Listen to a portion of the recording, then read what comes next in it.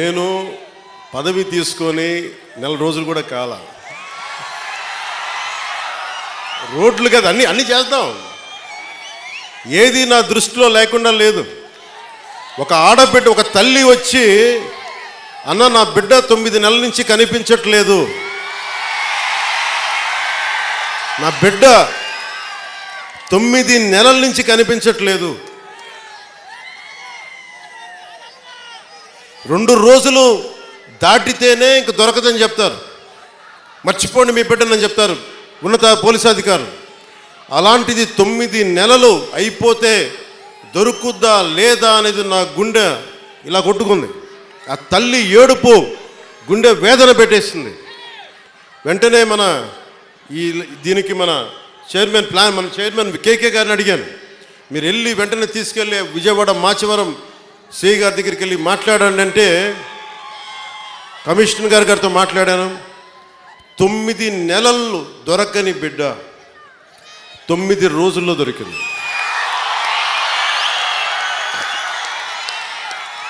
నేను ఈ 9 రోజులు నవరాత్రులాగా అయిపోయినాయి నాకు.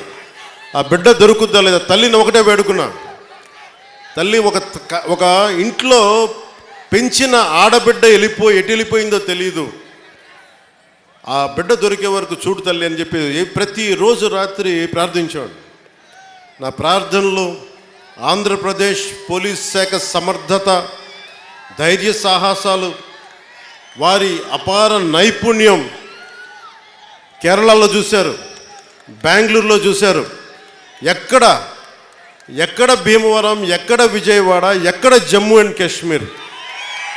ఆ బిడ్డ జమ్మూ అండ్ కాశ్మీర్లో దొరికింది. జమ్మూ అండ్ కాశ్మీర్ పోలీసు వెళ్ళి తీసుకొచ్చారు. ఇదే 30,000 మంది ఆడబిడ్డలు అదృశ్యం అయిపోతే ఒక్కరు మాట్లాడలే గత ప్రభుత్వం.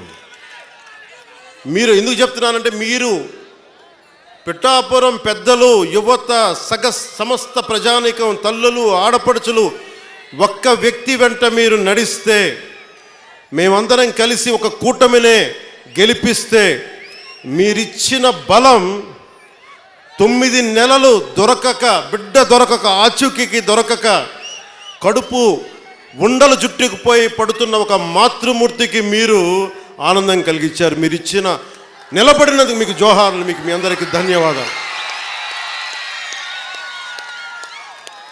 అంటే ఇది 9 నెలలు దొరకంది 9 రోజుల్లో దొరకగలిగింది అంటే పోలీసింగ్లో తప్పు లేదు, వ్యవస్థని నడిపించే నాయకత్వంలో తప్పు ఉంది.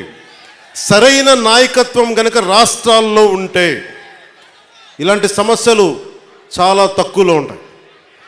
నా దాకా మొన్న ఉన్నతాధికారితో మాట్లాడుతున్నా, మీ దాకా వచ్చి దాదాపు ఒక ఐజీ స్థాయి అధికారి చెప్తా ఉన్నారు, మీ దాకా వచ్చి సమస్య పరిష్కారం అయిందంటే కింద స్థాయిలో వ్యవస్థలు సరిగ్గా మీ అంత బలంగా పనిచేయట్లేదు, అది మేము కూడా సరిదిద్దుకోవాలని ఒక ఐజీ స్థాయి అధికారి చెప్తుంటే నాకు నిజంగా చాలా ఆనందం కలిగింది.